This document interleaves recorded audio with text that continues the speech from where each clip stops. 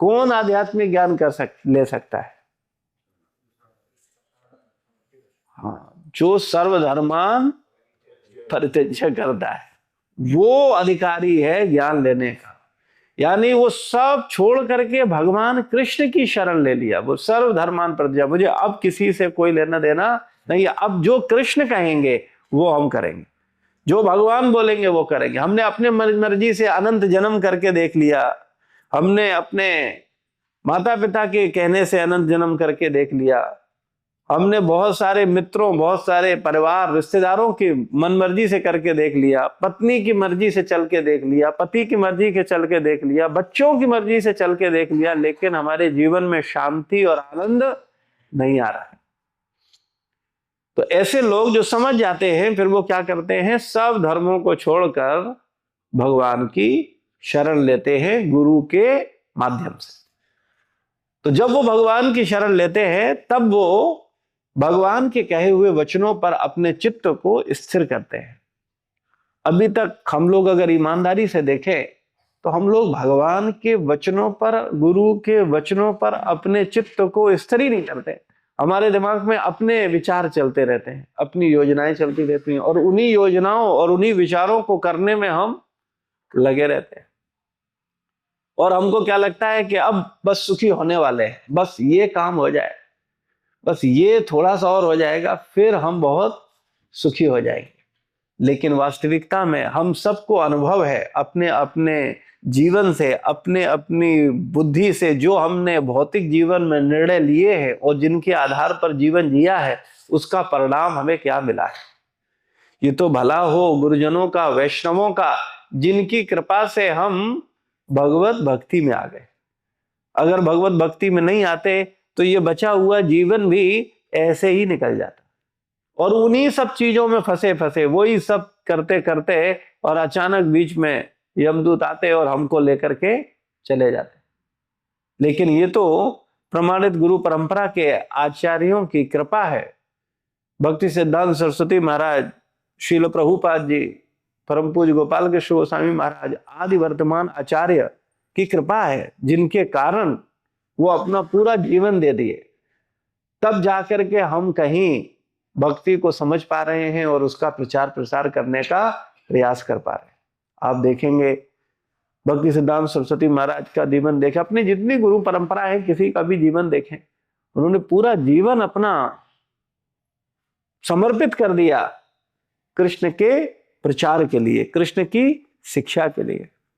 श्रील प्रभुपाद जी को देखिए, बराबर भारत में प्रयास करते रहे, है ना। 55 में सन्यास लिया और 70 साल यानी 15 साल तक बराबर प्रयास करते रहे। सफलता नहीं मिली कोई बात नहीं, लेकिन उन्होंने प्रयास नहीं छोड़े। वो ये नहीं कहा उन्होंने, अरे भाई बहुत हो गया, अब तो 15 साल से लगे हुए हैं, हमारे 10 भक्त अभी तक नहीं बने हैं, तो फिर अब बहुत हो गया, अब आज के बाद हम प्रचार बंद कर देते। उन्होंने कहा अच्छा भारत में नहीं बने हैं तो कोई बात नहीं, हमारे गुरु का आदेश है पाश्चात जगत जाएंगे। तो पाश्चात जगत में गए, उन्होंने कहा 10 भक्त तो बनाने हैं, लेकिन 10 नहीं, प्रभुपाद जी ने तो वहां जाकर के ढेर भक्त बना दिए। और उन भक्तों को ऐसा नहीं, जिनको उन्होंने भक्त बनाया उन सब भक्तों को शुद्ध भक्त बना दिया। इसी कारण आप देख रहे हैं हजारों नहीं लाखों भक्तों की संख्या आज पूरे विश्व में है। तो प्रभुपाद जी की कृपा से ये अपॉर्चुनिटी आप लोगों को भी मिली है। आप लोगों को भी क्या करना है, बस केवल 10 भक्त बनाने हैं। लेकिन आप खुद ही भक्त बन जाओ, यही बड़ी बात है। क्योंकि भाई आप खुद ही अपने को टाइम से गीता क्लास में ले आओ, आप अपने आप को टाइम से एकादशी क्लास में ले आओ, आप टाइम से थोड़ा सा लोगों की चेतना के लिए कॉल करो, है ना। बहुत आसान कार्य नहीं है, लेकिन अगर कोई समर्पित है, दृढ़ संकल्पित है, तो गुरु की कृपा से होता है। हमें प्रभुपाद जी के जीवन से देखना चाहिए। प्रभुपाद जी 15 साल भारत में प्रयास किए, है ना, झांसी में भी शुरुआत की। और प्रभुपाद जी आप सोचो, कोई साधारण व्यक्ति नहीं है, भगवत धाम से आए हैं। वो हम जैसे बद्ध जीवों को सिखा रहे हैं कि अपनी बुद्धि से नहीं होगा, अपने करने से नहीं होगा। 15 साल भारत में किए और उनके गुरु का आदेश क्या था, बोले पाश्चात्य देश जाओ। तो प्रभुपाद जी 15 साल प्रयास किए, लेकिन उनको प्रयास मन में चल रहा था कि हमको जाना है पाश्चात्य जगत, और पाश्चात्य जगत जाकर के अपने गुरुदेव की इच्छा पूरी करनी है। और भारत में सोचो प्रयास किए 15 साल, एक भक्त नहीं बना। अगर एक भी भक्त बनता तो प्रभुपाद जी के साथ जाता ना भाई। अगर समर्पित हो जाता तो वो प्रभुपाद जी को 70 साल के वृद्ध व्यक्ति को अमेरिका अकेले जाने देता? तो इसका मतलब क्या है, 15 साल में एक व्यक्ति भी समर्पित नहीं बना। हम लोगों को सीखना चाहिए। लेकिन वही प्रभुपाद जी जब अपने गुरु को प्रसन्न करने के लिए 70 साल की अवस्था में अमेरिका पहुंच जाते हैं, तब क्या होता है?